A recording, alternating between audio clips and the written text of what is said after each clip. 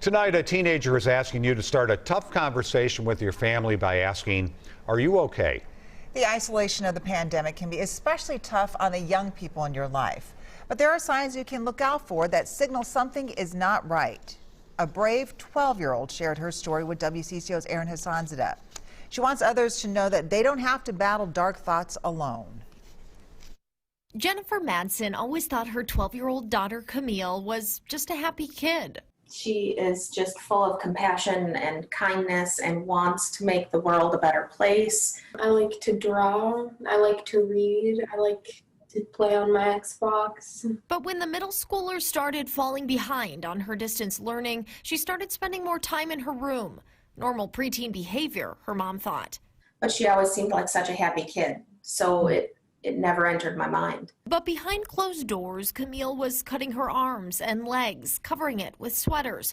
Dark thoughts creeping in. I just thought like I wasn't good enough, and just that it would be so much easier for everyone to not have me around. Camille acted on those thoughts one October night, overdosing on over-the-counter pills, then spending days in the ER, ICU, and psychiatric ward.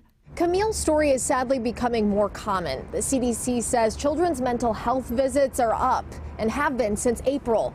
Mental health visits in 12 to 17-year-olds are up 31% compared to 2019.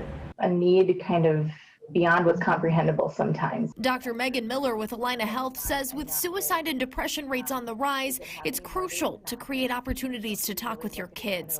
And don't be afraid to be direct if you're worried. I always say with the harder conversations, even get in the car, because when you are sitting side by side and eliminating that eye contact, the conversation tends to flow a little bit, or go on a walk.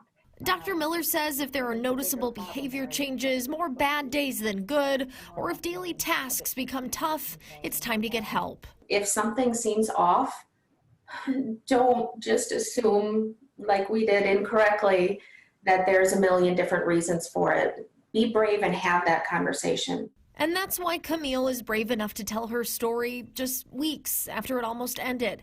She knows breaking the stigma and starting the conversation can save a life.